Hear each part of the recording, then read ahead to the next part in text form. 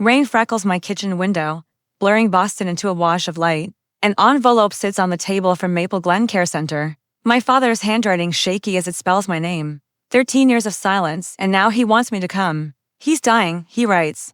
He's sorry. I don't open it. Rain has always done this to me, it pulls me backward. October 14, 2011, I was 15. Stepping through our front door with my backpack still on, and an algebra test I'd aced. My father, Ray, was waiting in the living room like a snare, cash clenched in one fist, pill bottles rattling in the other. His face burned with anger.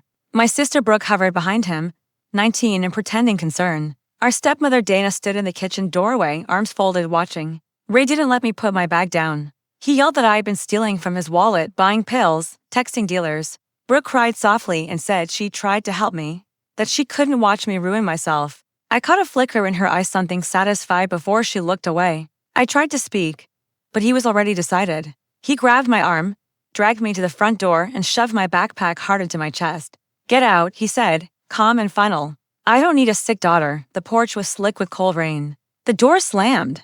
The deadbolt locked. My phone was still upstairs. In my bag were textbooks and homework, nothing warm. So I started walking Route 9 toward Grandma Margaret's house, 7 miles away. Cars sprayed water as they passed. My clothes grew heavy, my fingers numb. When I leaned against a roadside mailbox just to rest for a second, my knees buckled. Gravel rushed up, and everything went black. I woke under harsh fluorescent lights. A woman sat beside the bed, silver hair pinned back, a paperback resting on her knee. You're Mara, she said. Elaine Harkness, retired child protection. I found you on Route 9. I whispered that I had been walking to my grandmother's in the storm without a coat.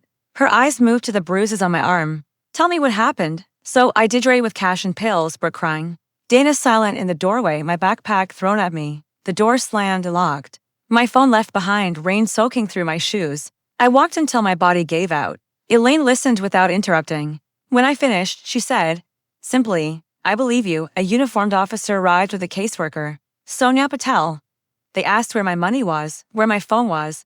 Why no one came looking for me. Sonia's face tightened when my answers didn't change. At 10:15, Ray walked in with Brooke beside him. Brooke's eyes flicked over Elaine, Sonia, and the officer. And for a split second her mask cracked fear flashed, then she smoothed it back into concern. They stuck to their story.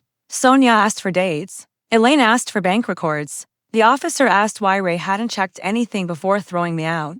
Then Grandma Margot burst in, rain dripping from her coat, and placed herself between my bed and Ray. Don't touch her, she said.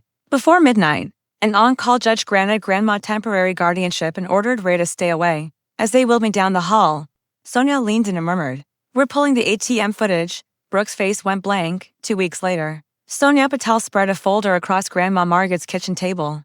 The $800 was withdrawn at 2:47 p.m., she said. The ATM camera shows Brooke. School records put you in chemistry. Elaine Harkness tapped one of the photos.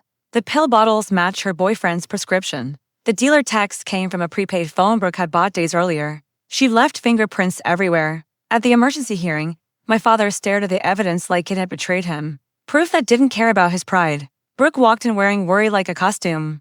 Dana sat stiff until the judge asked, under oath, who went into my room that morning. Dana's voice cracked.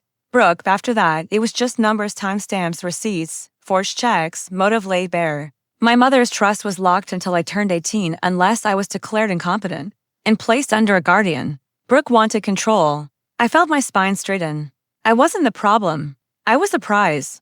Guardianship became permanent.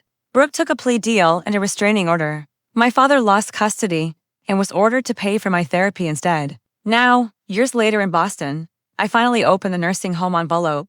Ray writes that he's dying, that rain keeps him awake, that he needs to apologize in person. I go.